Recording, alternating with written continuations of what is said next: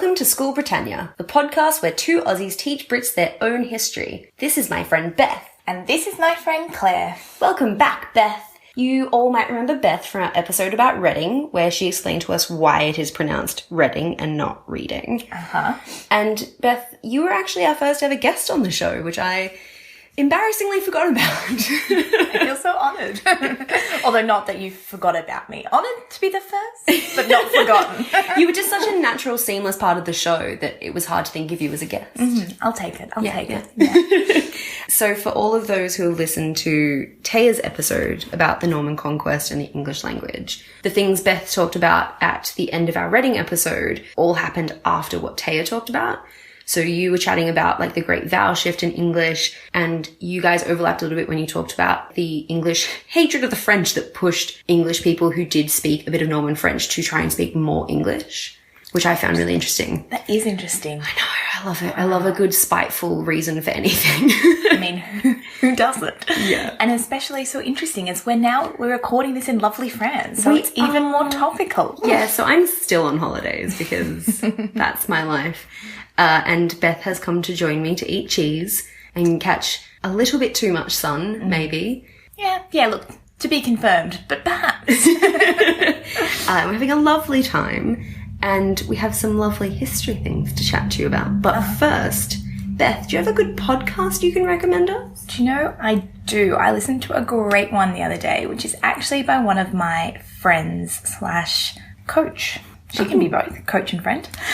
So my coach Kim, so I do powerlifting, and my coach Kim is doing a podcast with one of her colleagues who's also a coach, a lifting coach. It's called The Muscle Think Tank, and it's very interesting. They look at all sorts of topics about, lots of things gym related, of course, so that's not your jam. Probs wouldn't listen in. But if you like gym stuff, it's a good way to get into it. Totally, and they make it very accessible. They're not looking necessarily about what you should... I mean, they do touch on things you could be doing better at the gym, but it's more the reasoning behind a lot of things. They're both very interested in the body and how it works. It's a great time, so I thought I'd give them a little bit of a shout out. Excellent. So The Muscle Think Tank. The Muscle Think Tank. Nice. Sounds good. Yeah. So, Claire, what are you going to be teaching me about today? Well, Beth, I am going to teach you about the Great Exhibition. The Great Exhibition? The Great Exhibition of 1851. Have you heard of it before? Are these like the world exhibitions? Yes. So this is like the sort of the beginning of world's fairs as we know them. Yes. Which I am vaguely versed in. I was going to say well versed, but that is not correct. So is vaguely versed a thing?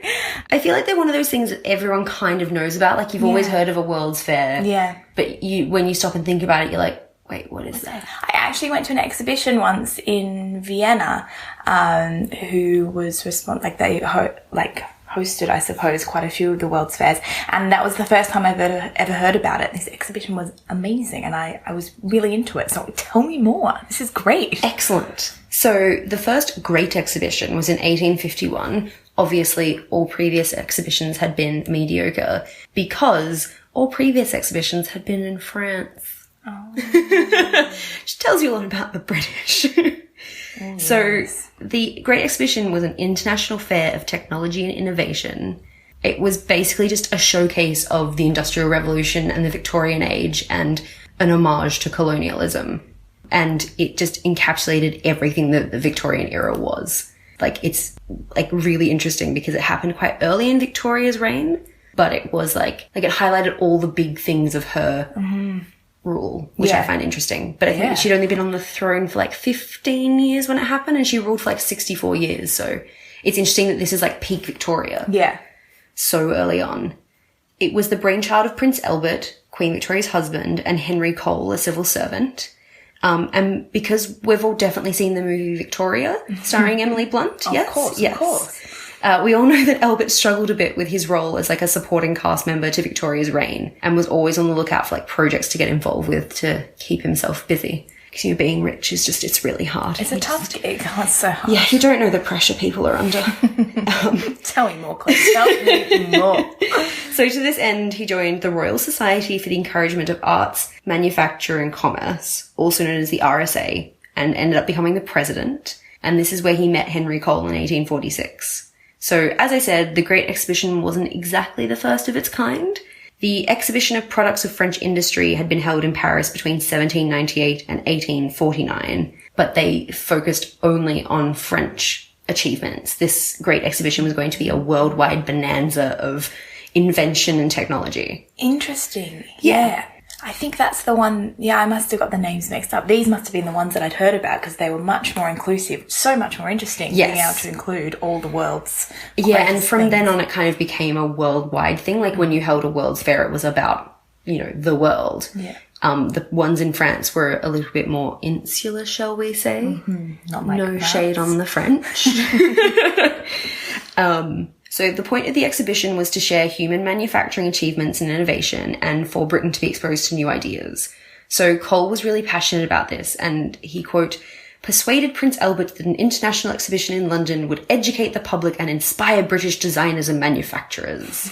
A very rousing speech, apparently, because Albert was totally on board. But they wanted it to be for all nations and the greatest collection of art and industry, quote, for the purpose of exhibition of competition and encouragement. So it's kind of like a vague concept in a way. It's just like, let's just look at cool stuff people have made and like show it to each other. And it's like, look at how good we are.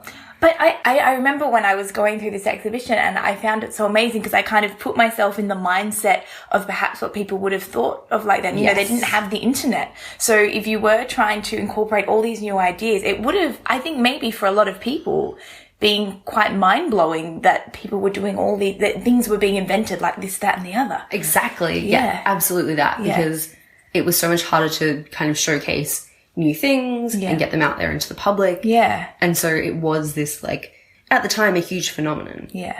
I mean, I don't want to be that person that's like, they didn't have the internet.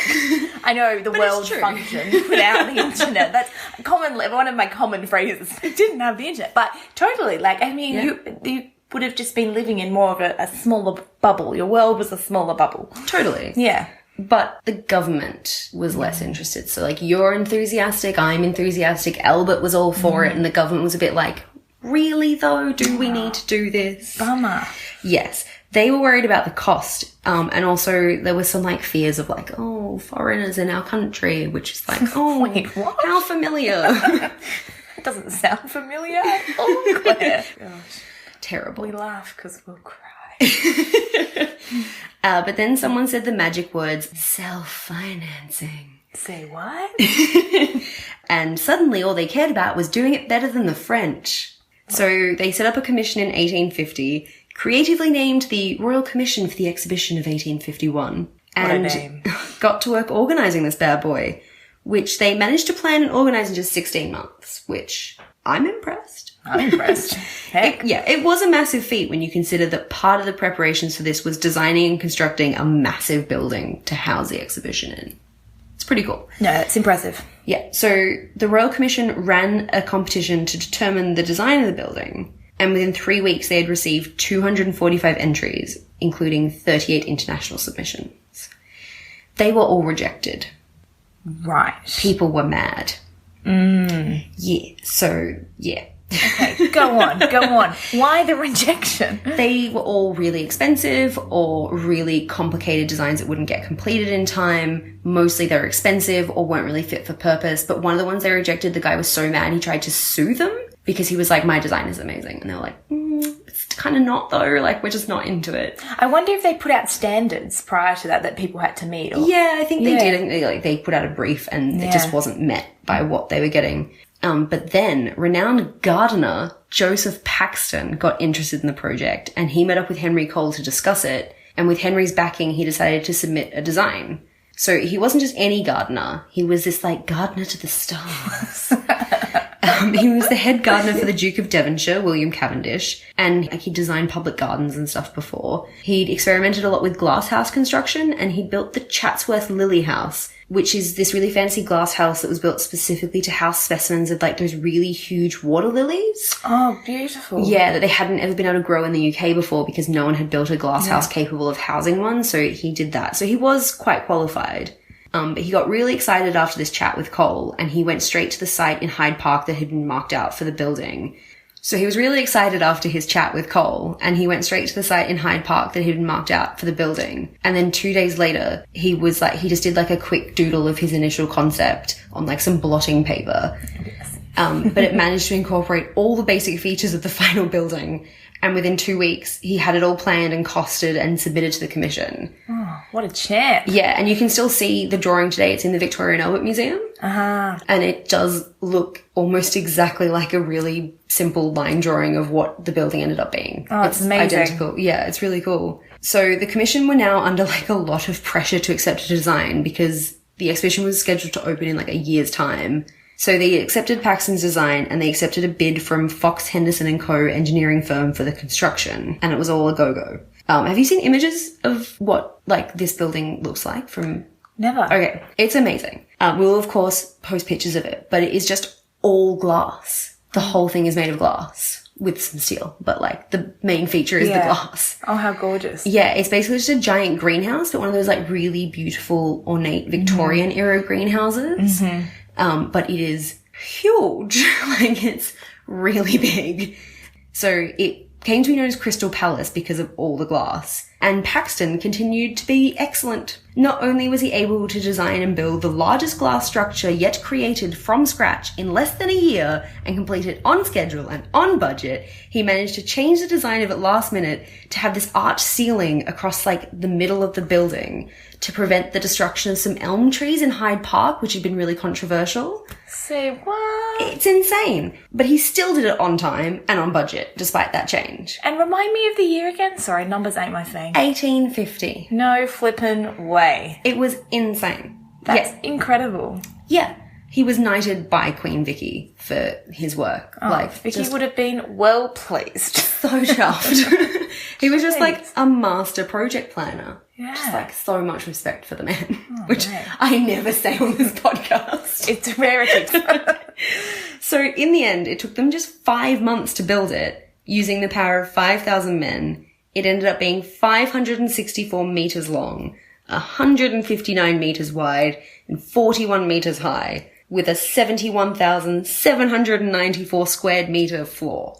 Like I said, numbers not my thing. You lost me, but I know it's big, and that's impressive. Yes. Paxton, you're huge. done good. Yeah, it was mad. But because they had enclosed all these trees inside the building, they had a real problem with sparrows. They couldn't shoot them because of the glass, or else you'd just shatter it. And then Queen Victoria mentioned this problem to the Duke of Wellington, who offered the solution, sparrowhawks, ma'am. Eating tiny sparrows. It's so weird. Building maintenance in the Victorian era. Such fun. I mean, the critical thinking that's gone on here is just outrageous. Problem solving at its best. Oh, I love it. Yeah. So, the exhibition finally opens on the 1st of May, 1851. It runs until October 31st of the same year. Vicky is there to open it, and according to the Royal Collection Trust, she describes the day as, quote, one of the greatest and most glorious of our lives, and which, to my pride and joy, the name of my dearly beloved Albert is forever associated. Now, That's how definitely many how times? Yeah, how many times have you practiced that voice? Because that was flawless. I didn't practice anything. I'm just channeling her right now. That's just how you do that. I loved it. How can I follow this? I'm not sure. So much pressure to perform. I know. I'm feeling it. So it's officially called the Great Exhibition of the Works of Industry of All Nations, but it really did just become a showcase of British manufacturing. Sure. Yeah, so more than half of the 100,000 exhibits on display were from Britain or the British Empire. This is like... keep it in the family. Yeah. This is sort of like peak British Empire as well. So like this is like India has been colonized. It's like they've lost America, sure, but they still have like colonized large swathes of the world. Australia is still under colonial rule, so is New Zealand. Yeah. Like it's very like empire and we're proud. Yeah. And the Industrial Revolution is like around the... Oh, like peak Industrial Revolution. It's all happening. Not even around the corner. We're happening. It's in the thick of it. So one of the big things about this was it was just as Britain had built its like rail network. And so it brought a lot of people to the exhibition. So people loved it. Approximately 6 million people visited in the 6 months it was open, which was the equivalent of 1/3 of the population of Britain at the time. The average daily attendance at the exhibition was 42,831 people, with a peak attendance of 109,915 people on the 7th of October. That's insane. It's a huge amount. Like, that's like, it's a lot. Don't worry, I'm with you on the general scale there as well. I'm also thinking how greatly our population has grown since then. Absolutely. Then I can get my words out intelligently too.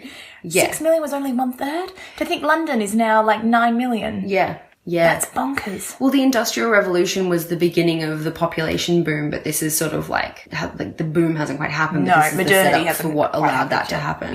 Yeah. Interesting. Wow. Gosh, that's it was a hit. Needless to say, a real hit. On your Vicky, you're done good.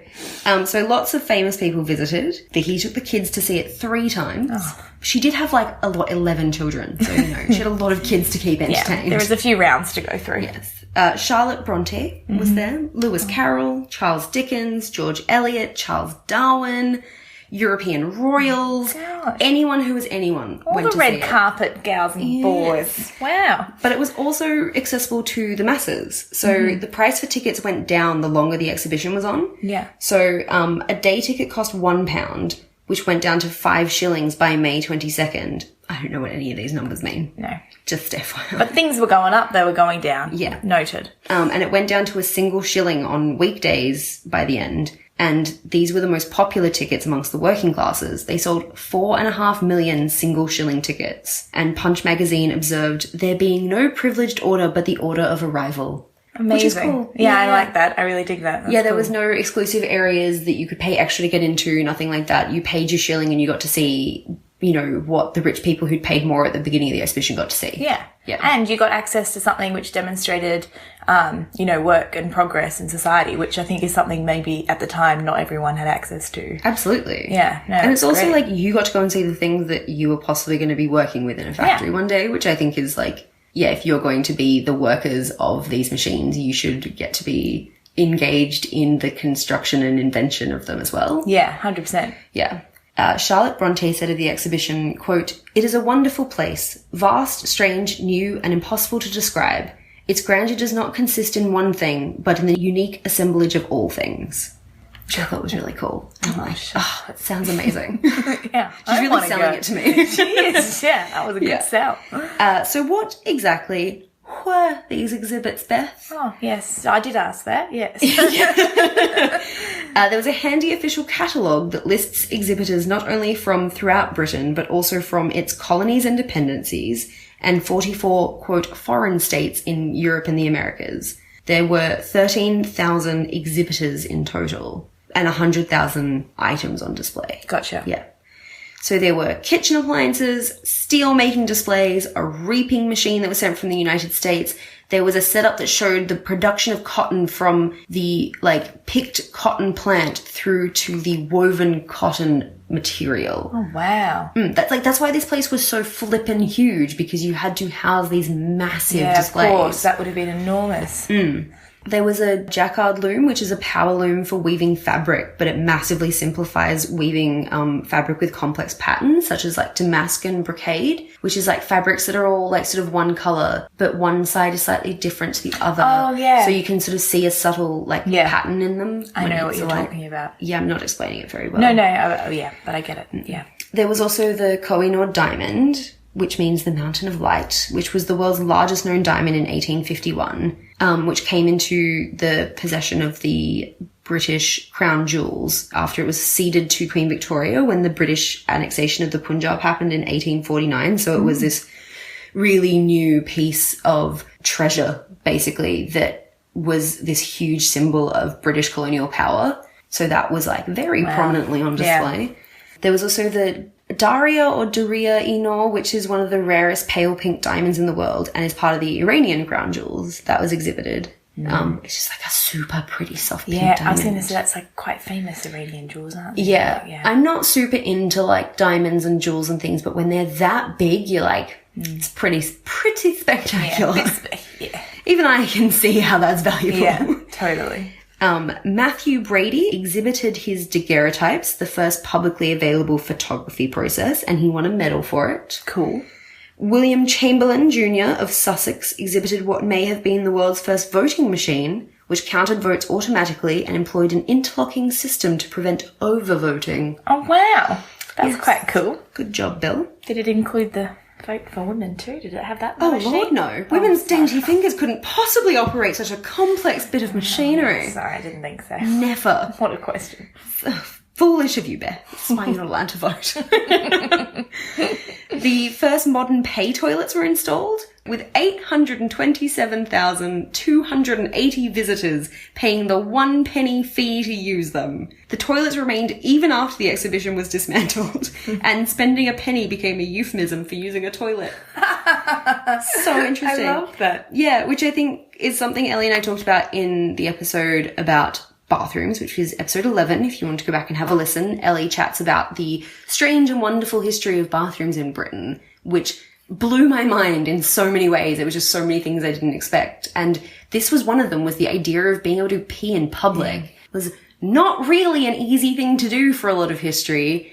And this was one of the first times like a well-maintained, easily accessible public toilet was available. Yeah, and it's something you'd never think about. Like, never thought about it. It was so basic strange. Human right. I've got access. But yeah, no. It's a great listen. Episode 11. You should definitely go back and check it out if you haven't heard it, because you'll hear me saying these things all over again.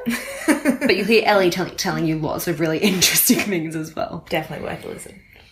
Samuel Colt was there displaying a bunch of guns. Famous gun manufacturer. Sure. But yeah, he's been like the actual dude, not just the brand. He was a man once. Gold ornaments and silver enameled handicrafts fabricated by the Sunar caste from Sindh in British India. British India also sent a howdah and the trappings for riding an elephant, which were mounted on a stuffed elephant provided by a museum in London. Oh, wow. Which would have looked quite dramatic. Yeah. I can imagine. Oh, I love it. Great visuals. There were printing machines, envelope folding machines, adding machines, an expanding hearse. Basically, as Vicky put it in her diary, quote, every conceivable invention. Madness. Absolute madness. Yep. But how amazing to see all those things that, again, things that just now we wouldn't think twice about, but would have just been absolutely mind-blowing to so many people, just, easily doing sums. Like, that's just something that we take for granted for with our calculators on our phones. And bringing into the view of people who consumed goods, like the wealthy classes, the work that people in factories were doing, because that so often happened behind closed doors.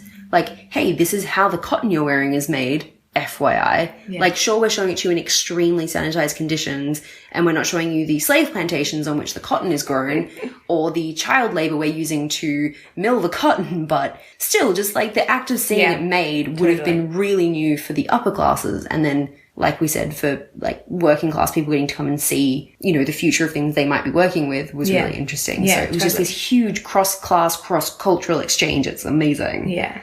Oh, I love it. It's amazing. But Paxton's building itself was an attraction.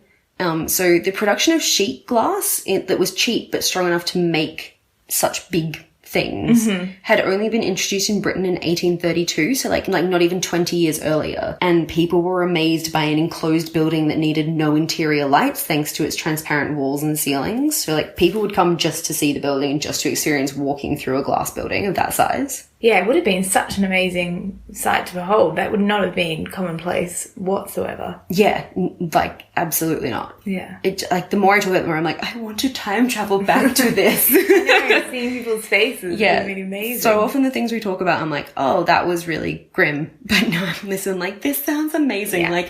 Like a horror show of colonialism. Sure. Yes. But. And yeah, it was an absolute smash. Like, it was super successful. It was hugely profitable. And obviously it didn't end there. There were flow-on effects. So at the end of the exhibition, the government donated £5,000 to purchase some of the objects from the display, which would be used to form the core of a new museum of manufacturers, which opened its doors in 1852. And this was the first incarnation of the Victoria and Albert Museum, and its first director was none other than Henry Cole. Oh, wow. Yeah. Oh, great. And profits from the exhibition were also used to establish the Natural History and Science Museum and the Royal Colleges of Art and Music. I do love the Natural and Science History Museum. Natural History Museum. No science. I like the Science Museum too. I like the museum. Less interested. But all that area where they're built in Kensington was purchased, like that land was purchased with money from this, and basically it was another project of Albert's to build all these museums and things, and it became known as Albertopolis because people were like, oh, he's just like building his own little like city. But they're now like total institutions that are 100% part of the city, but at the time people were a bit like skeptical of it all. What a laugh. Yeah. So Paxton's Crystal Palace, thanks to its ingenious design, was able to be easily disassembled and reconstructed. So it was moved to the hamlet of Sydenham, which was then in the countryside, but is now part of southeast London. And it was used for a variety of things for years. And you could go and see the Crystal Palace still for ages. But can you still see it now? No, so it burnt down in a fire in 1936. Oh, that's sad. Yeah, but the surrounding suburb in London takes its name from the building. There's a place called Crystal Palace in London, which was the suburb where it used to sit. It's so sad it burnt down. I know, it's so weird because I can see it in my mind and I have these really distinct like visuals of it because there were photographs from before it burnt down, obviously, because it didn't burn down until 1936, and there's so many drawings and it's so iconic that it's so weird to have this strong visual of a building that I didn't know the entire history of, I've never seen, doesn't exist anymore, and I'm still just like, oh yeah, the Crystal Palace, like you know it. And I think because the name has stuck around for so long as well, like it's... And correct me if I'm wrong, but how strange that a glass building burnt down. Yeah, I don't actually know how the fire happened. It was pretty huge, but glass melts in heat. So it's just... How do you start a fire? Yeah. I don't know what they kept in the building, though. Okay, sure. I guess if you've got trees and things. And Yeah. Yeah. So, of course, there were also more international exhibitions, which became known as World Fairs. So New York followed up with one in 1853, Paris hosted another one in 1855, and the next one was back in Britain in Edinburgh in 1886. Very cool. Yes.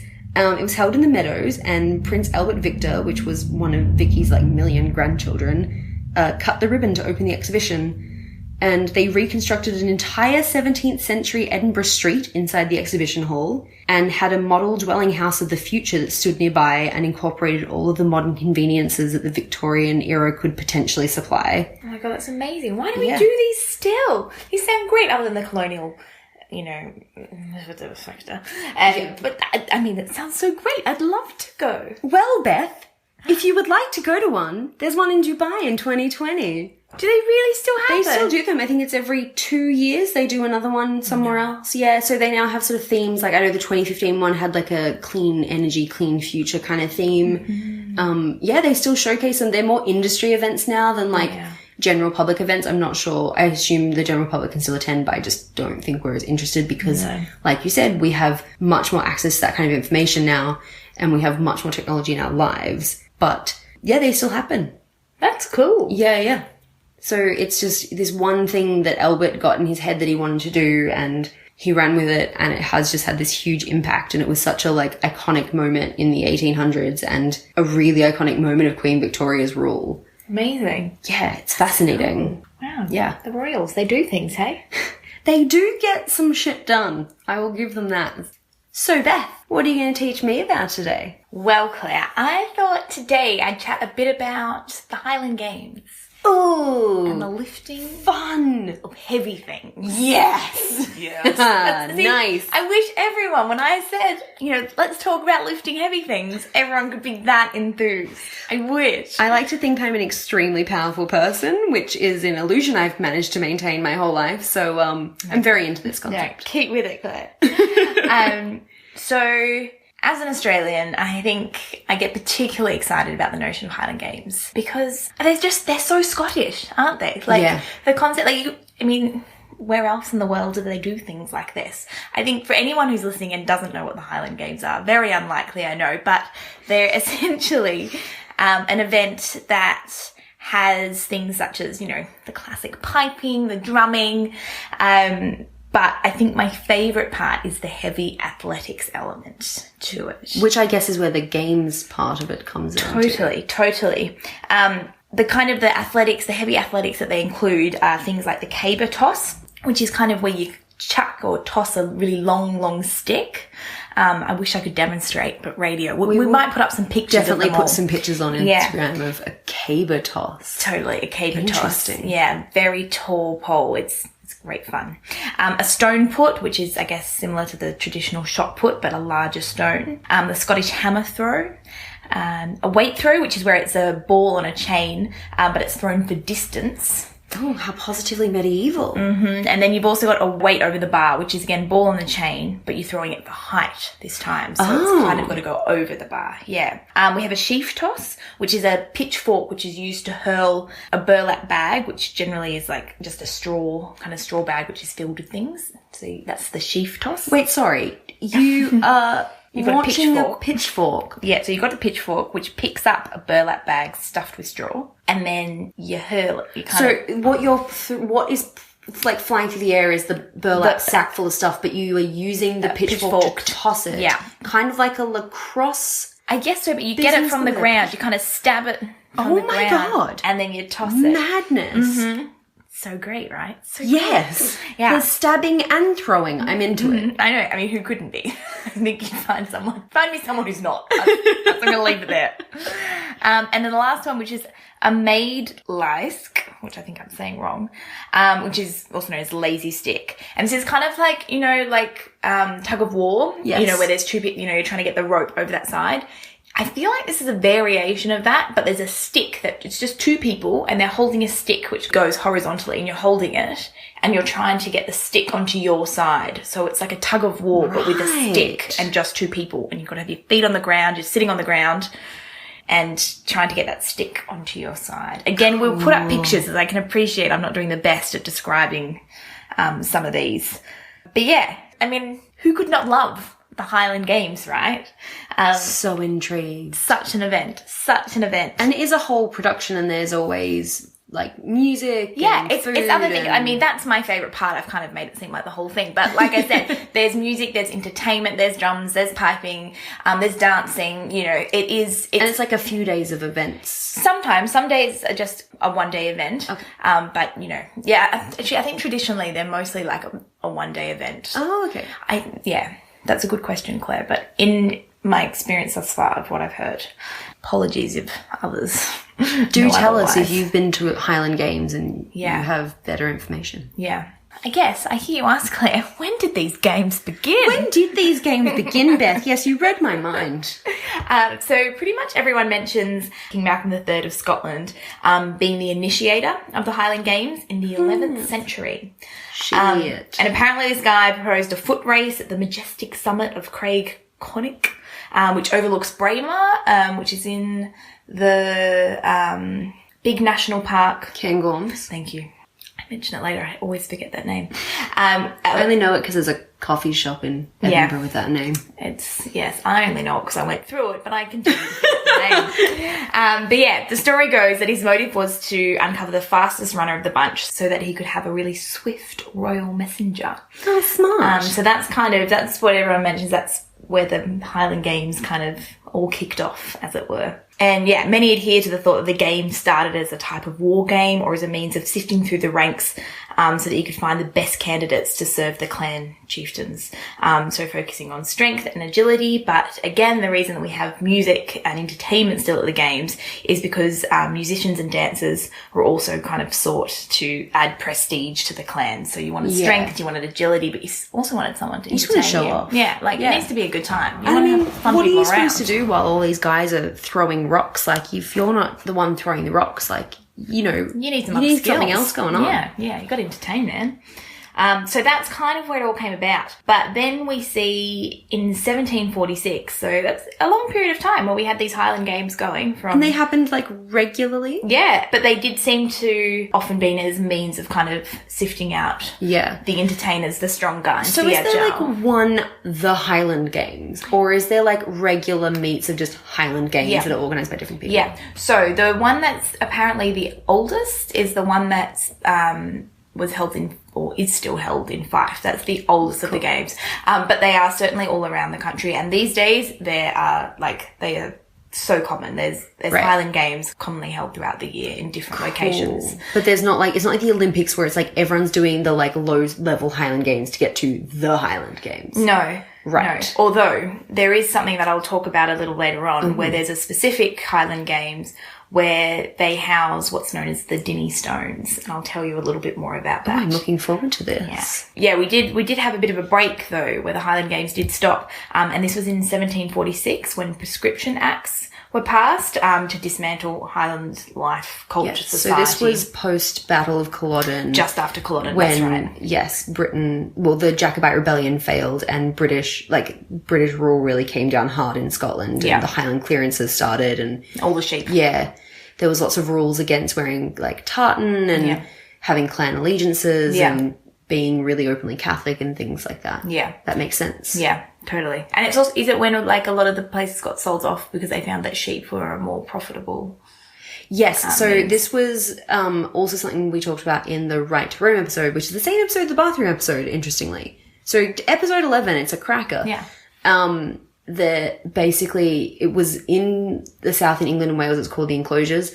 But in the north in Scotland, it was all getting tied up with this Highland clearances where they realised that by taking the land away from the clans and giving it to Protestant British lords, and you could then take land away from individual owners and force them to pay rent on it. And also you could kind of use the land in more effective ways because you had more centralised control over it. Yeah.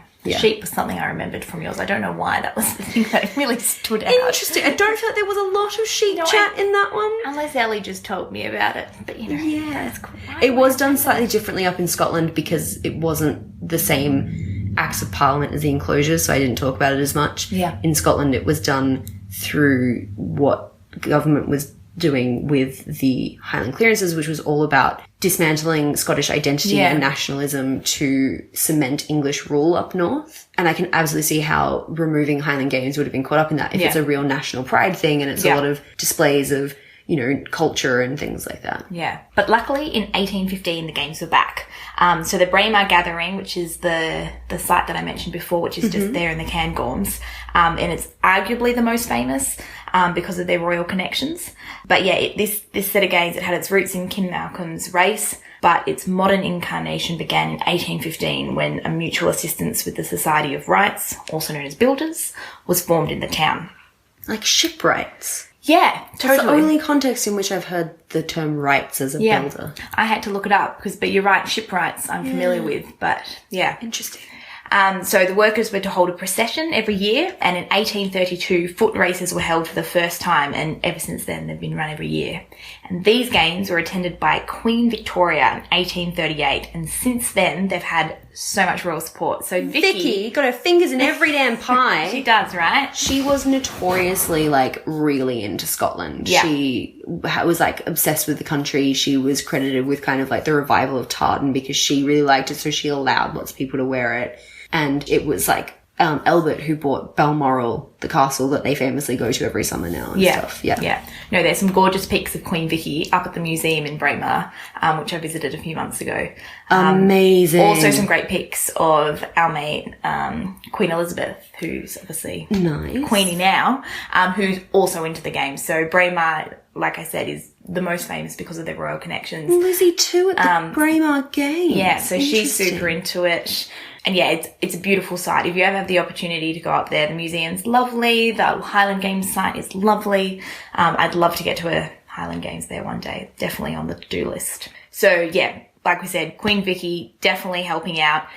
Definitely said that her endorsement of the games has been the biggest single factor in its growth of such events and its export around the world. So I know in Melbourne there was like a little Highland Games that they used to do. I remember when I was over in New Zealand, there's a couple that they have there. They're big in America. One of the girls that I follow on Instagram who's a lifter, she's also into competing for the games. You know, they've definitely, I think the heavy athletics element is certainly something people get really into, but people also love the pipes. They love a good drum. My friend Catherine, her dad was a bagpiper and his piping band used to play in the Highland Games all the time, so they would always go. Yeah. Yeah.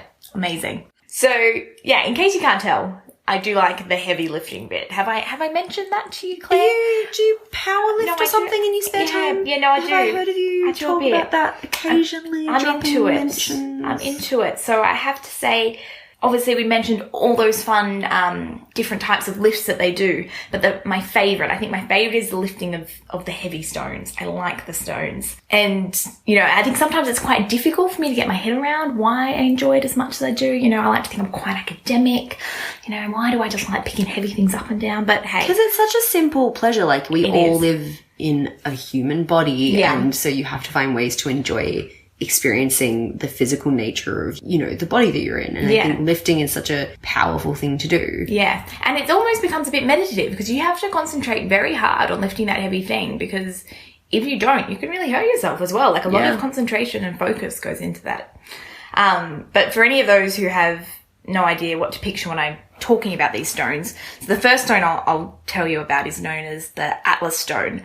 So what you can kind of visualize is a very spherical, smooth stone, and super large. And they can range in different weights, so they can range from about 40 kilos to about 200 kilos. So why are they specifically, like, what makes an Atlas stone versus like a kettlebell? Totally. Well, interestingly, both Scotland and Iceland have Atlas stones in their history. So in Iceland, a set of lifting stones, or as it's known in Icelandic, Athronasteina. That was some pristine pronunciation there, Beth. You nailed it. Thank you. My voice is also used for Google Translate, which might be why it sounded familiar. But these stones are used to were used, maybe used today. Unlikely, but were used to test whether men were strong enough to work on fishing boats. So they'd have to lift the 49 kilo stone to their waist in order to be allowed to work on the boats. But in Scotland, and again, something that I would struggle with is Clachud Fear. It's Gaelic for manhood stones. Interesting. Totally. So these stones were used as a rite of passage to accept young men into adulthood. And once a man could lift his clan's stone to his waist, he'd be considered a man. A whole new meaning to grabbing life by the balls. Mm-hmm, totally. Deeply ableist. Yeah, right? Really narrow definition of manhood. But yeah. And it's good that it was just men that were subject to this, not women. So that's great as well. Good to keep gender-oriented tasks. Yes, of course. Because there's no woman who could ever lift anything heavy. No. Please. Just like we couldn't operate a voting machine, couldn't possibly lift a rock. No. But yeah, these stones were integrated into the earliest Highland games with old mate King Malcolm back in the 11th century. It's like, run this foot race, lift this rock. Exactly. Cool. That'll tell me what kind of man you are. And then sing me a song. You're the kind of man who can run that race and lift that rock. That's what I want in my life. Totally. So yeah, I love that these stones have now been transferred into a lot of like strongmen or strongwoman competitions, or even just like in a lot of gyms now as well. So we actually have some at our gym. I've lifted the 40 kilo one, which was surprisingly nice. Not too bad. Awesome. Yeah. And yeah, I need to give the others a try, but maybe in a few weeks. Build up to it. Yeah, after a comp. But yeah, so those stones, they're a fun time. Now, I don't know if you've had enough of the stones yet, Claire. I've got some more stones to tell you about. More stones. Great. Okay, so another stone, or plural, another two stones that are very famous in Scottish history are called the Dinnie stones. All right, and the Scots love to lift these. So, sorry, just a second. When you lift the Atlas stones, you lift one. Yes. Sorry, yeah. Yes, sorry. You just have to lift the one. It's just one big round spherical stone, ranging in weights from 40 to 200 kilos. Right. And you have to get it from the ground to your waist. And the Dinnie stones are two stones. Now, the Dinnie stones, there's two of them. But interestingly, we chose to call the singular stone the manhood stone, not the two stones, the manhood stones. The Dinnie stones don't have a history that goes back as far. Right. So the Dinnie stones, there are actually only two of the Dinnie stones. So Atlas stones, you can replicate these. There's lots of Atlas stones all over the world. Do you have a tutorial for making your own Atlas stones at home, Beth? I'm so glad you asked, Claire. Yes. Here's my YouTube link too. All you'll need is an axe, a large amount of rock, and plenty of goddamn time. Because, mate, you'll be doing that. You'll be chipping away for a very long time. But no, the Dinnie stones, there are two very specific stones. There's only two of these in the whole world. And they were actually rediscovered about 60 years ago by a guy called David Webster, OBE, which feels important to say. But yeah, the Denny Stones, or Denny Steens as they're known locally, are two giant granite boulders, and they're located just outside the Old Potark Hotel, which I'm sure I've said incorrectly, but it's just between Aboyne and Banchory, which is in the Aberdeenshire, Scotland. So up north, on the coast. Up north, on the coast, yeah, east side. And yeah, the smaller, I say, of the stones weighs 144.47 kilos. And the larger is a massive 188.2 kilos. What? Yeah. And the thing is, get this, Claire, you have to pick them both up at the same time. What? So that comes to a total of 332.49 kilos. That's madness. Yeah. That's impossible. Yeah. So, and in the 1830s, they attached iron rings to these stones. What were how were you lifting them before? Well, this is when they started. This is when the whole lifting thing began. When they added these. When they added the iron rings. So the reason they put the rings on it was not so the lifting could occur, but it's when the lifting started. They attached them to the stones so they could act as counterweights for scaffolding during the maintenance of Potark Bridge. Genius. Okay, I get it now. so I'm sorry. I they kept rushing ahead of you. No, that's all right. So there was a purpose. Okay, Yes. so these stones, they're hanging out by the bridge. All right, now what happened? Where it all began is in 1860, and the guy called Donald Dinny decided, obviously he'd been kind of walking past these stones, and to give you a bit more of a visual, the Dinny stones, much less smooth and spherical than the Atlas stones, much more chunky and jagged, again, just acting as pretty much just weights for this bridge. But yeah, 1860, Donald Dinny sees these stones probably on a regular basis, probably crosses the bridge every day and thinks, you know what? I might take these for a walk across this bridge. Now, this bridge... Put them on a leash. Yeah. This bridge is a distance of around 5.2 metres. Okay? So, as a reminder, 332 kilos, 5 metres. All right? That's like a solid, 4 or 5 paces. Yeah. Oh, if he was a tall man, which actually evidence shows he was. So, yeah, he's doing some big strides. But, yeah, it's still a long way. So... Donald, he was the son of a local stonesmith named Robert, just to set the family scene. And Donald was also apparently the world's first sporting superstar. He became known internationally for being super strong. So, he's not just your average Joe, okay? So he's not just any man strong. Walking across a bridge, eyeing off some stones. He is a particularly unique man. He's already worked out he's a kind of a strong dude. And obviously walking across this bridge every day, seeing these stones, he thinks, hey, I'm going to take them for a walk. So he successfully managed to walk them those 5 metres. And, I mean, needless to say, no one else really tried after that. That's insane. Yeah. I'm assuming they were no longer acting as counterweights and weren't an integral part of the, structure of the bridge when he decided to take them on this walk. They're like, damn it, Donald. We get it. You're strong. But we needed those counterweights. We needed those counterweights. Yeah, and that's why no one tried for another 100 years, because the council was like, please stop touching the stone. We really need this bridge to work. Transport is really important for our village. Yeah, no, that wasn't the reason. But yeah, no one tried for 100 years for potentially maybe that. But in 1972, Belfast man Jack Shanks, who only weighed a light 73 kilos. What? Yeah. That's half of one of the stones. Yeah, right? He successfully hoisted the giant boulders with his bare hands. Calling bullshit. Yeah. That's insane! So he didn't take them for a walk, but he hoisted them. So he picked them up. Yeah. But he thought, all right, okay, it has been done. This is going to happen. So the following year he returned and, as it were, walked himself into the history books with those old Dinny stones. So he took them for a walk across the bridge as well. He walked them across the bridge? He walked them across the bridge as well. Because I was about to ask, are we sure that old mate actually walked across the bridge? Yeah, because it seems frankly impossible. Well, since then, there's been 7 men that have walked these stones across the bridge. 7 men in history. Donald Dinny, apparently Donald did right to say that Robert Dinny, his father, did it. I feel like maybe he just had to say Dad did it for Dad's pride, but hey, that's cool. So yeah, Donald, his dad, Jack, and then there's been 4 other men since then.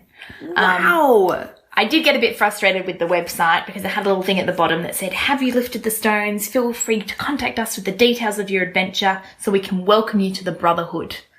Please, better change that now.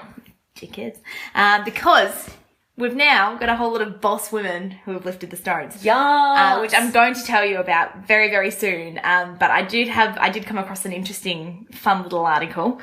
So James Crosley, he's lifted the stones. He hasn't carried them. So a lot of people have now gone on to try and lift the stones.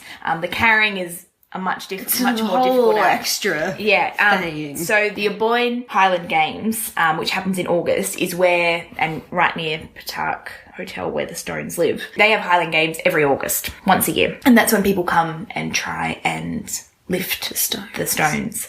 And so many people come through desperately, trying to give it a go. And in 2018, this guy called James Crosley, who, if we've got any Gladiator fans of the TV show, the 90s TV show, he played the character Hunter, anyway, in this show called Gladiator. Yeah, he went and he lifted the stones. And I just thought it was really interesting how he talked about it, because he said lifting the stones is not about how strong your grip is, but it's about the pain management when holding that kind of weight, which I kind of thought was really interesting. Oh, Lord. Yeah, and during his training, because he really trained, people train like for a really long time with the goal of lifting these stones. And he had to practice like yoga for pain management and things like that, and a lot of breathing techniques to just kind of push through. What are you, like, tearing muscles and busting joints out of socket? Yeah, like just really trying to like push through, I guess.